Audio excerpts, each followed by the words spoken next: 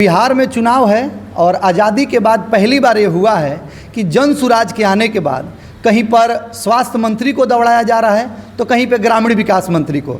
और कल जो है चनपटिया के विधायक जी को जो है नीतीश कुमार के आगमन पर माइक से हटा दिया गया। हमारे साथ जन सुराज के नेता मनीष कश्यप जी हैं, इनसे हम चर्चा करेंगे इसी मुद्दे पर। मनीष जी, स्वागत है आपका। बहुत बहुत धन्यवाद। और ये सब राजनीति में होते रहता है, ये कोई बड़ी बात नहीं है, लेकिन मैं बस इतना ही कहूँगा कि जिनके घर शीशे के होते हैं वो दूसरे के घर पे पत्थर नहीं फेंका करते। कुछ दिन पहले मैंने कुर्सी फेंक दिया था तो मेरा जो है इन लोगों ने अपने लोगों से जो है खूब मजाक बनवाया था, मजाक उड़वाया था मेरा। और आज देखिए होते रहता है राजनीति में, ये सच्चाई फैक्ट बात ये है, होते रहता है, ऐसा होते रहता है। तो अब तो हम यही कहेंगे कि इन लोगों ने जो है कुछ दिन पहले जो है मेरा मजाक बनवाने का प्रयास किया, आज खुद मजाक बन गए। उस प्रकार से नहीं होना चाहिए। वहाँ से कि हटिए हम लगाएंगे नारा, और माइक में सुनाई दे रहा है, नारा लगा दिया जाए तो नहीं हटिए आप, सुनाई दे रहा है और दो शब्द भी नहीं बोल पाए हैं वो। तो इसीलिए बस मैं इतना ही कहूँगा मकान सिंह जी को कि भाई कुछ दिन पहले आप लोग मेरा कुर्सी फेंकने वाला वीडियो पे जो है आपके लोगों ने बहुत कटाक्ष किया था, तो अब आपके लोग जो है जितना भी यूरिया का दुकान है उसको रात में बंद करें, क्योंकि दिन में तो किसानों को मिल नहीं रहा है यूरिया, नहीं ना मिल रहा है। दिन में मिलता है? नहीं मिलता है। अब मिलता है तो बड़ा मुश्किल से, किसी का पैर टूटता है, किसी का हाथ टूटता है, किसी का वो मारा पीटी और ना जाने क्या क्या करना पड़ता है, 12-12 घंटा लाइन में लगाना पड़ता है। तो आंदोलन करें ये लोग, सड़क पे उतरे, रात में जो है सारा यूरिया का दुकान बंद करें, क्योंकि यूरिया दिन दुगुना रात चौगुना बिका रहा है। विधायक जी ने कुछ दिन पहले एक वीडियो में कहा था कि मैं गाजर और मूली नहीं हूँ जो मुझे कोई उखाड़ करके फेंक देगा। देख लीजिए, आप लोगों ने देखा होगा मंच पे क्या हुआ। गाजर मुरई नहीं है तो कैसे जो है वहाँ पे उखाड़ के फेंक दिया गया मंच पे। 20 साल में पहली बार देखा जा रहा है सांसद संजय जायसवाल जी को कि इतने परेशान हैं 2025 के चुनाव में। धोखा करेंगे तो ऐसा ही होगा। सांसद संजय जायसवाल जी मनीष कश्यप के साथ धोखा किए हैं तो ऐसा ही होगा, सामने आएगा ये सारी चीज़ें। छावनी फ्लाईओवर को भी लेकर के आपके द्वारा लगातार सवाल किया जा रहा था कि उसके जो डिज़ाइन में है गड़बड़ी किया गया है, 4 लाइन होना चाहिए था लेकिन नहीं हुआ। और प्रशांत किशोर जी भी जो है इस पर सवाल खड़ा किए थे। देखिए सच्चाई ये है कि वो 4 लेन बनना चाहिए था, लेकिन और ये लोग नहीं चाहते थे कि 4 लेन बने। छावनी फ्लाईओवर 4 लेन बनना चाहिए था। छावनी फ्लाईओवर का पूरा डिज़ाइन गलत है। आप किसी इंजीनियर को बुला के बैठाइए और जांच कराइए, उस पर लीगल नोटिस दे छावनी फ्लाईओवर के डिज़ाइन पे जो है संजय जायसवाल जी। हम नितिन गडकरी को जो है लेटर लिखने वाले हैं, छावनी फ्लाईओवर का डिज़ाइन का फिर से जाँच करें।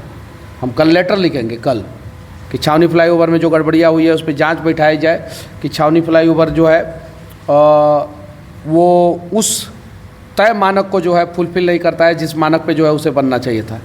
वो उसका डिज़ाइन गड़बड़ है, और किसी का पेट्रोल पंप बचाने के लिए जो है उसका डिज़ाइन जो है गड़बड़ किया गया। तो कुछ चीज़ें होता है जो नेता के कहने पे ही होता है। तो पहले ही से ही लोग कह के रखे थे कि नहीं भाई बचा लेना मेरा, नहीं तो 4 लेन पास हो जाता, 4 लेन हो जाता तो बस गया नेताजी का पूरा पेट्रोल पंप। जो भारतीय जनता पार्टी बिहार में भारत में सबसे मजबूत कहती है, लेकिन बिहार में जो है नीतीश कुमार जहां भी पहुंचते हैं वहां भाजपा के नेताजी लोगों का कुछ मान सम्मान नहीं मिलता है। उसका जीता जागता उदाहरण जो है आप बेतिया ऑडिटोरियम में जो नीतीश कुमार जी का कार्यक्रम हुआ उसमें देखें, उमाकांत सिंह जी के साथ क्या हुआ। मंच पे जो है गाजर मुरई पता नहीं बना दिया गया कि क्या किया गया, वो आपने देखा होगा, उन्हीं का स्टेटमेंट है। और रेणु देवी जी के साथ क्या हुआ, और संजय जायसवाल जी साल उड़ाने गए तो नीतीश कुमार जी महक लिए सालवा, उसमें से पेट्रोल और डीजल का बदबू आ रहा था इसलिए नहीं उड़े।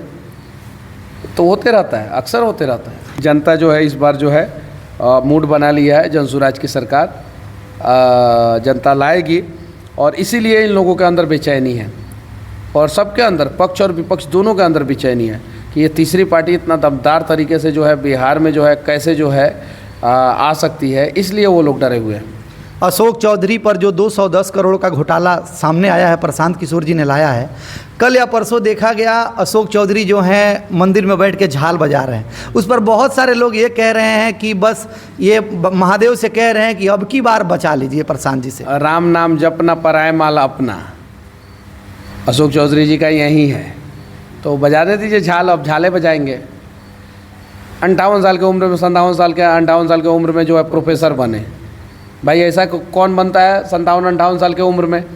एगो जो है लड़का का हक मार लिए, एगो गरीब का बेटा जो है प्रोफेसर बनता है, उसका हक मार लिए, क्योंकि उनको पता था कि अगर प्रोफेसर नहीं बने तो ऐसे ही झाल बजाना पड़ेगा, सरकार तो जाने वाली है, तो इसीलिए जो है बन गए प्रोफेसर।